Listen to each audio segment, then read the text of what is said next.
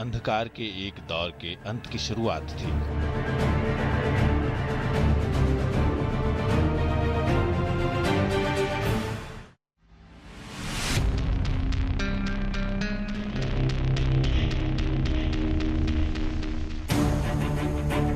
साल के उस वक्त जब दिन छोटे होने लगते हैं और रातें लंबी, अंधकार के एक घने साए ने भारतीय इतिहास के एक दौर को अंधेरे में जकड़ लिया था।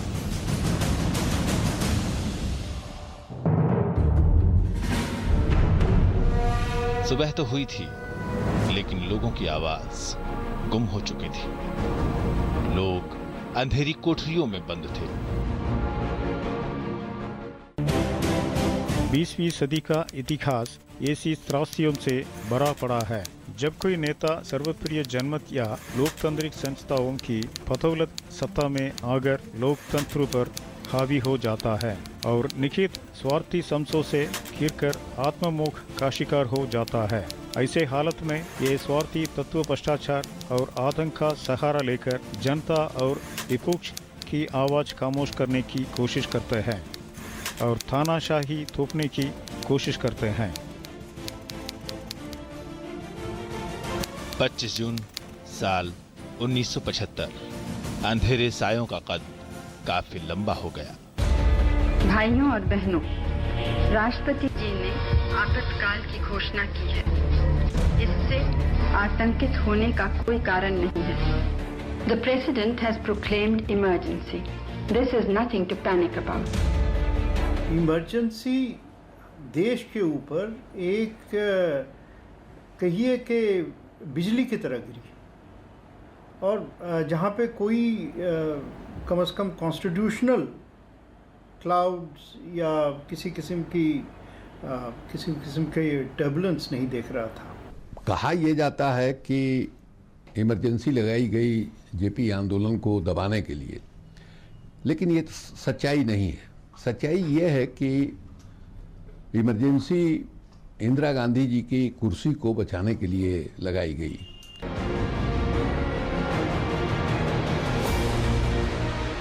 इमरजेंसी की असली वजह कौन है?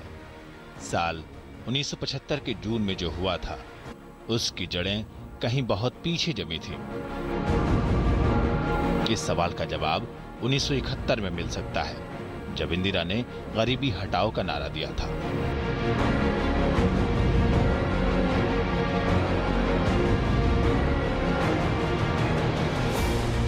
लेकिन थोड़ा उससे पीछे चले तो इस सवाल के जवाब ज्यादा बेहतर मिलने शुरू हो जाते हैं।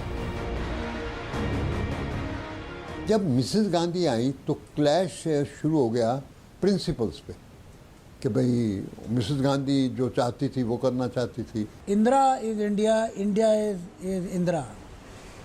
ये उस वक्त की बात है जब 1971 में इंदिरा गांधी ने हिम्मत करके बांग्लादेश को आज़ाद कराया और उन्होंने अमेरिका से भी टक्कर ली थी। बहुत बड़ी उनकी ये उपलब्धि थी, तो इसलिए उनको लोग पूछने लगे थे। इनके परिवार में उसके बाद से एक पता नहीं क्या वहम सा हो गया है कि अगर हम सत्ता में नहीं हैं तो फिर देश हम चलने नहीं देंगे। सन 67 से ही देश के सियासी तबके में छवियों का युद्ध शुरू हो गया था। प्रधानमंत्री का पद पाने के लिए कांग्रेस के भीतर ही इंदिरा को कांग्रेस संसदीय दल में अपने प्रतिद्वंद्वी मोरारजी देसाई को हराना पड़ा था। उनके लिए ये बहुत असामान्य सी हालत थी। जवाहरलाल नेहरू ने कभी नहीं कहा कि मेरी बेटी को प्रधानमंत्री होना चाहिए। इंदिरा गांधी को तो एक कोटरी ने 1966 में जब लाल बहादुर शास्त्री की खुद की फौत हो गई ताशकंद समिट में, तब अचानक कुछ लोग समझते थे कि इंदिरा गांधी को मैनिपुलेट कर सकते हैं या उनके कंधों पे रख के हम अपना बंदूक चला सकते हैं, जैसे कामराज थे वगैरह। कुछ दिनों बाद ही कामराज और उन लोगों को जिन्होंने इंदिरा गांधी को बनाया था और ये समझ करके बनाया था कि प्रधानमंत्री हमारे कहने के अनुसार चलेंगे, तो उनको थोड़े दिनों बाद इस बात का एहसास हो गया कि इंदिरा गांधी तो अपने ढंग से चल रही हैं। लिहाजा कांग्रेस के अंदर एक वर्चस्व की लड़ाई शुरू हो गई। 1967 में संसदीय आम चुनाव में कांग्रेस को लोकसभा में बहुत ही मामूली बहुमत मिला था। 1967 में ये हुआ था उस जनरल इलेक्शन में कि पहली बार ये ऐसा हो गया था कि लोग जो है कांग्रेस को काफ़ी हद तक रिजेक्ट कर दिए थे, और अगर कांग्रेस को एक सिंपल मेजॉरिटी पार्लियामेंट में मिली थी तो सिर्फ एक ही वजह थी उसकी, कि वो वजह थी कि कई प्रांतों से, खासतौर साउथ से, वहाँ से वो एक स्वीप किया था।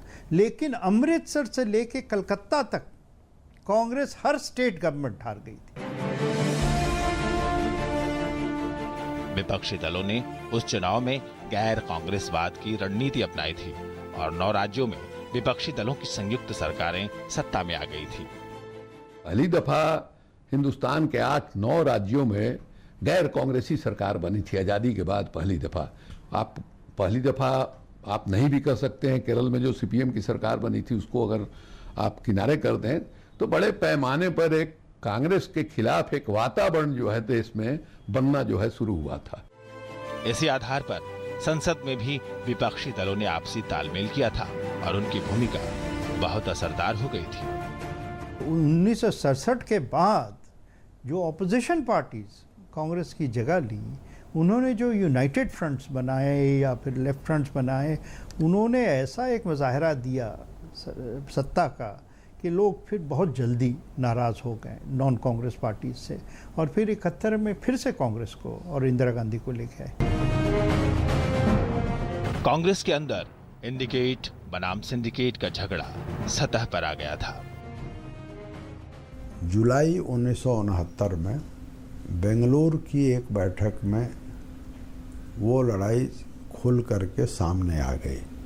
कारण ये था कि डॉक्टर जाकिर हुसैन के मरने के बाद इस बात का निर्णय किया जाना था कि राष्ट्रपति का उम्मीदवार कौन हो। तो कामराज और कामराज के साथी जिसको चाहते थे वो नीलम संजीवा रेड्डी थे, लेकिन इंदिरा गांधी उनको मानने के लिए तैयार नहीं थी।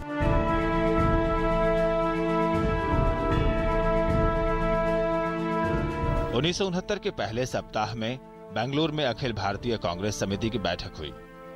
इंदिरा के नजदीकी पीएन हक्सर ने इंदिरा को व्यक्तिगत लड़ाई को वैचारिक रूप दे देने की सलाह दी। पीएन हक्सर और उनके साथियों ने मिलकर निजलिंगप्पा के मुकाबले इंदिरा को अधिक समाजवादी और गरीबों की हमदर्द के रूप में पेश करना शुरू कर दिया। उस वक्त ये थी कि भाई कौन सी चीज़ पॉपुलर करती है। वैसे नेशनलाइज किए जाएं बैंक तो अलग बात है, लेकिन ये एक लोगों में एटमॉस्फेयर कर दिया गया था कि देखो एक प्रोग्रेस के लिए बहुत ज़रूरी है कि इंश्योरेंस कंपनी और बैंकों को नेशनलाइज किया जाए लोगों को। अच्छा, तो उससे एक वातावरण बन गया। ये जो मोरारजी देसाई था वो कहता था सोशल कंट्रोल कर लो, जो बाद में हुआ, लेकिन वो कहता था इससे मत करो, इससे फंड्स का पता नहीं चलेगा, बहुत खलत मलत होगा। लेकिन मिसेस गांधी मानी नहीं उससे बहुत, और जब हुआ तो लोगों ने समझा जैसे कि पैसा सब उन्हीं को आ रहा है, तो बहुत उसमें मिसेस गांधी के हक में बहुत एक एटमॉस्फेयर बना। बेंगलुरु में ही इंदिरा गांधी ने देश के 14 बैंकों के राष्ट्रीयकरण का ऐलान कर दिया।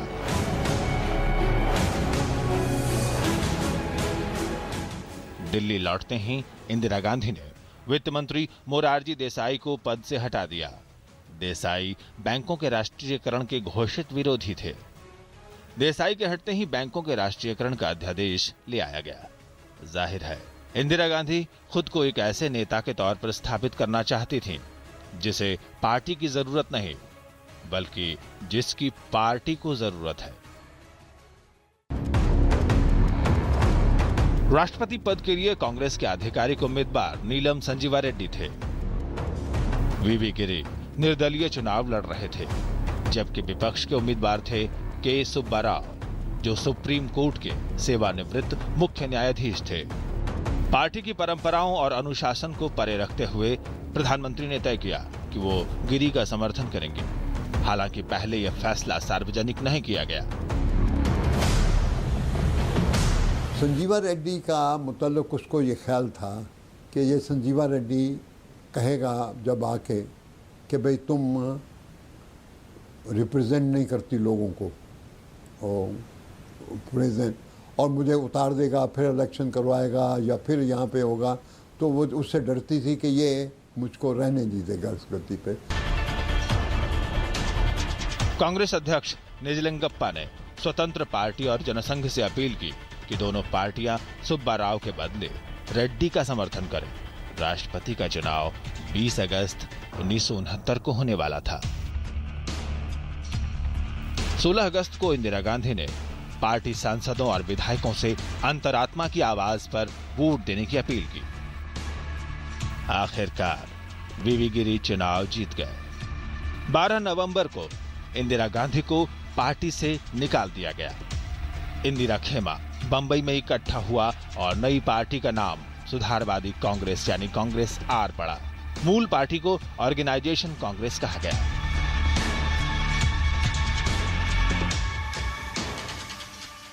उन्नीस में उन्होंने पार्टी स्प्लिट की और एक नया एजेंडा दिया कांग्रेस का। तो उस एजेंडा के बेसिस पे फिर कांग्रेस जो है 1971 में एक शानदार जीत हुई और उसके बाद लेकिन फिर 1973 तक उनका कंट्रोल जो है देश के ऊपर प्राय खत्म हो गया था। सरकार अल्पमत में आ गई थी। इंदिरा का पद असुरक्षित हो गया था। अब सत्ता बचाने के लिए ध्रुवीकरण जरूरी था।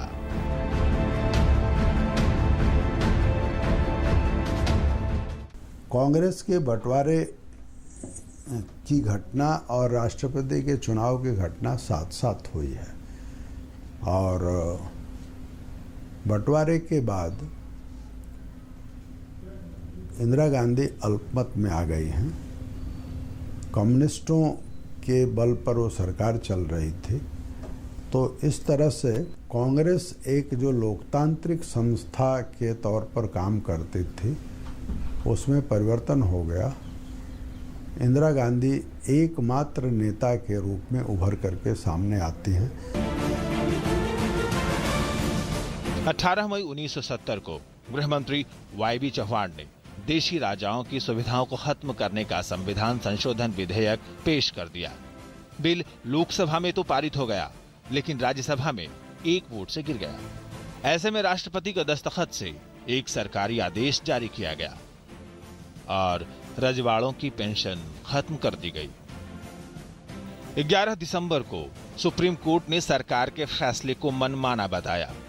चूंकि बैंकों के राष्ट्रीयकरण के मामले में भी अदालत बीच में आ गई थी, ऐसे में अपने अधिकार और सत्ता को चुनौती मिलते देख प्रधानमंत्री ने जनता के बीच जाने का फैसला कर लिया।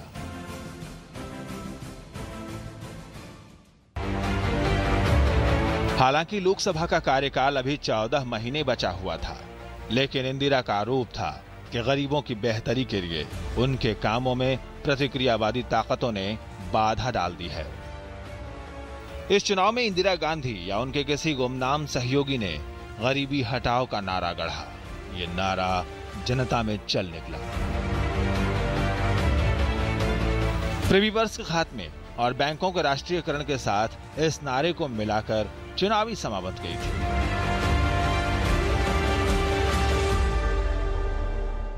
उन्होंने देखा भाई शायद ये किरण है, एक उम्मीद है। मिसेस गांधी एक उम्मीद दिलाती थी, मुरारजी तो दिलाता नहीं था, तो कैसे, क्योंकि औरतों को पार्टी नहीं थी। तो ये कांग्रेस में ये है भाई शायद ये कुछ करेगी।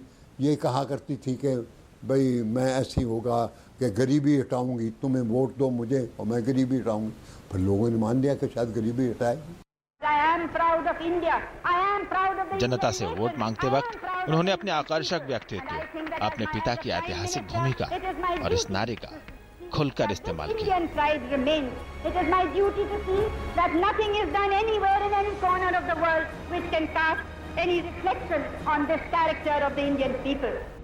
लिहाजा 518 सीटों में से कांग्रेस को 352 पर जीत हासिल हुई।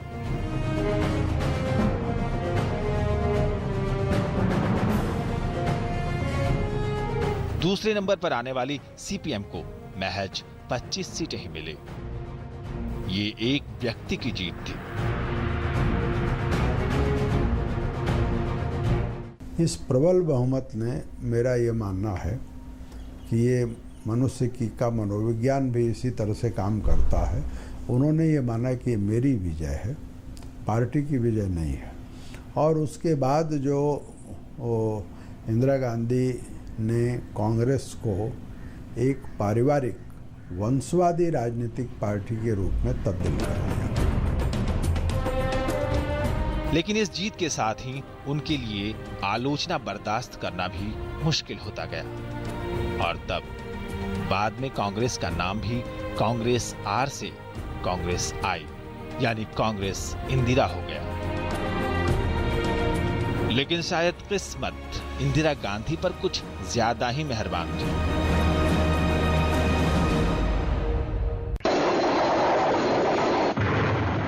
सन 71 में पाकिस्तान के साथ भारत की एक बड़ी लड़ाई हुई।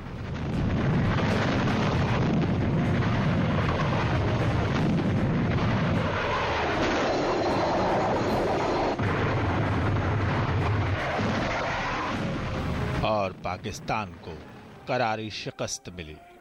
इस जीत का सेहरा जाहिर है इंदिरा गांधी के सर बंधा। हमने यहाँ भारत में भी 3 वादे किए थे अपनी जनता से।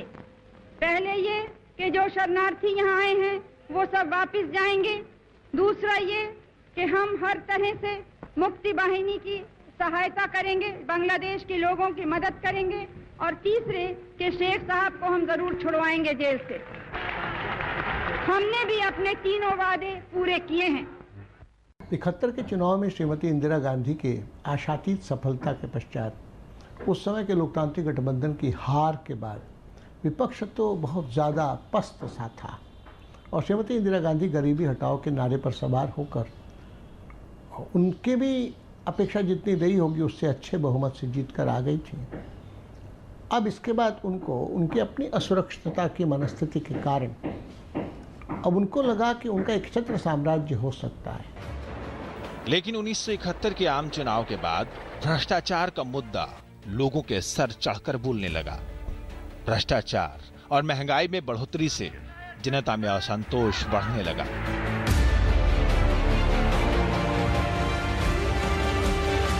हम भी करें और भी करें, हमसे जितना बन पड़े हम करें, इस भाव की बजाय मैं ही कर सकती हूँ, बाकी को तो कुछ मालूम नहीं है, इसलिए जो मैं कहूँ उसको ठीक ढंग से पालन करना उनका काम है।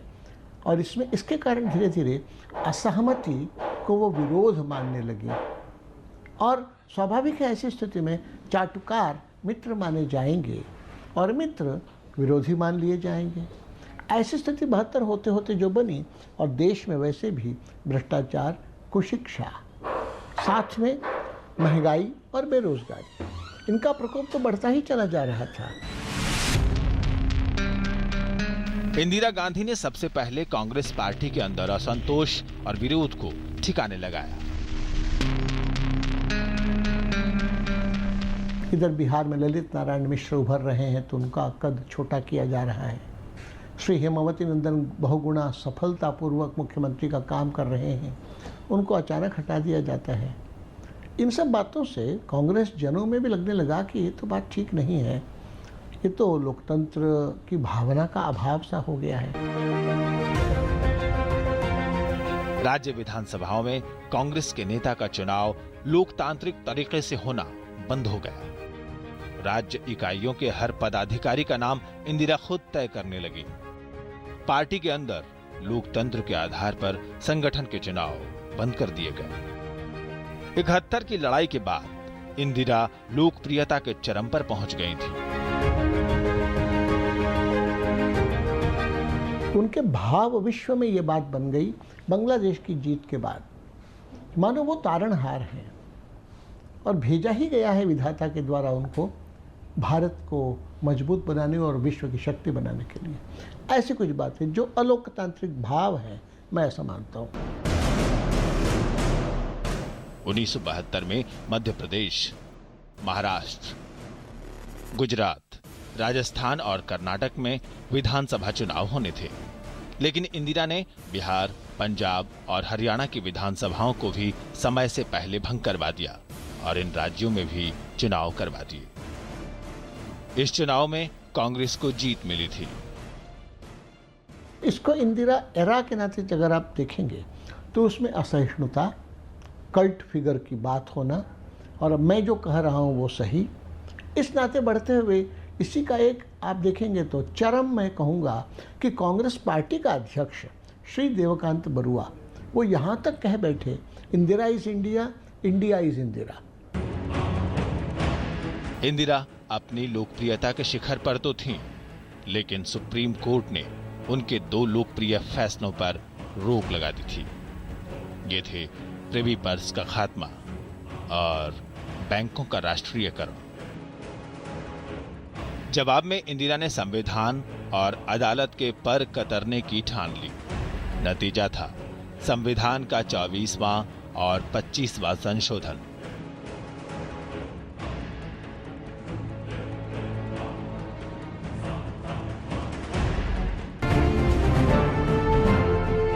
पाँच नवंबर 1971 को 24वां संशोधन लाया गया। उसमें कहा गया कि संसद संविधान के किसी भी हिस्से में बदलाव ला सकती है, चाहे इससे संविधान की मूल भावना ही क्यों न बदल जाए। हालांकि 3 साल पहले ही सुप्रीम कोर्ट ने मशहूर गोलकनाथ केस के फैसले में कहा था कि संसद के पास संविधान के मौलिक रूप में बदलाव लाने का अधिकार नहीं है। 1972 के अप्रैल में 25वां संशोधन लाया गया।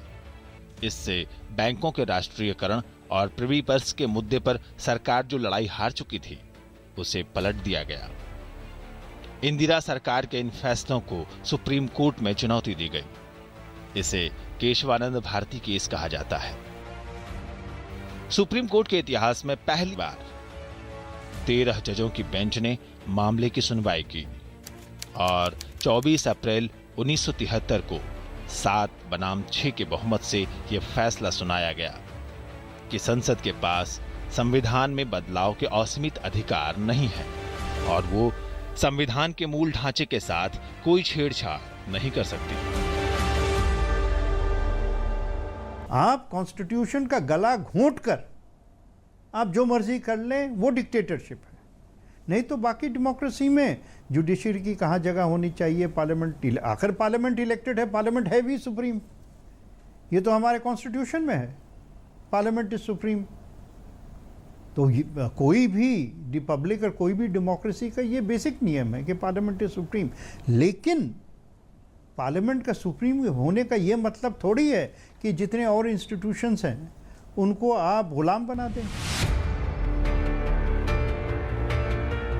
इससे संविधान को बदलने की इंदिरा की कोशिश नाकाम रही। अब इंदिरा क्या करती? संसद में बहुमत उनका था। देश के राष्ट्रपति वीवी गिरी भी उन्हीं के बनाए हुए थे, लेकिन न्यायपालिका इंदिरा की नहीं थी। इसलिए सुप्रीम कोर्ट की इस रोक ने उन्हें परेशान कर दिया। अब इंदिरा गांधी अदालत पर अपना कब्जा चाहती थी।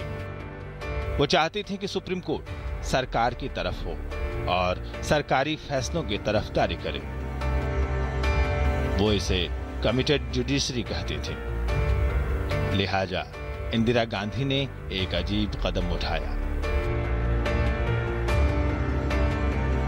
Chief justice SM Sikri Kesavananda Bharati मामले पर फैसला सुनाने के एक दिन बाद रिटायर हो गए। परंपरानुसार वरिष्ठता में उनके बाद आने वाले जस्टिस जेएम सेलत को मुख्य न्यायाधीश बनना चाहिए था, लेकिन ऐसा नहीं हुआ। अप्रैल 1973 में चीफ जस्टिस बने जस्टिस एएन रे, वो भी 3 सीनियरों को पीछे छोड़ते हुए। जस्टिस एएन रे ने बैंकों के राष्ट्रीयकरण, प्रिवी पर्स और केशवानंद भारती सभी मामलों में सरकार का पक्ष लिया था। जस्टिस रे को चीफ जस्टिस बनाए जाने के विरोध में उनसे सीनियर 3 जजों ने इस्तीफा दे दिया। जयप्रकाश नारायण सरकार के इस कदम से नाराज थे। जयप्रकाश नारायण मशहूर स्वतंत्रता सेनानी थे और इस वक्त तक सक्रिय राजनीति छोड़कर समाज सेवा कर रहे थे। जनता के बीच वो जेपी के नाम से मशहूर थे और उन्हें संत की तरह सम्मान दिया जाता था। लेकिन देश में घट रही घटनाएं उन्हें चिंतित कर रही थी और जब सरकार का रवैया नहीं बदला तो 15 दिसंबर 1973 को जयप्रकाश नारायण ने सभी सांसदों के नाम एक खुली चिट्ठी लिखी। न्यायपालिका में इस सियासी दखलंदाजी की कीमत अदा करनी पड़ी। कीमत अदा करनी पड़ी देश की जनता को और देश के जनतंत्र को।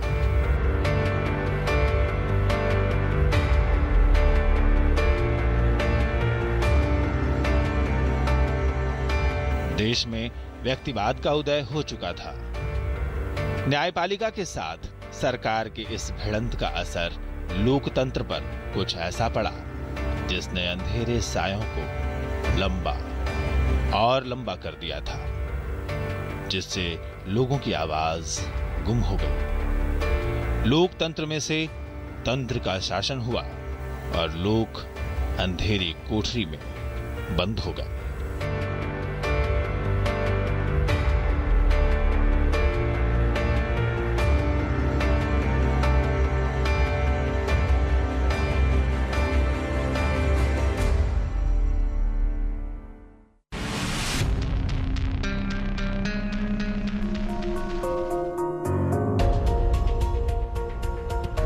सरकार और न्यायपालिका के टकराव के क्या अंजाम हुए?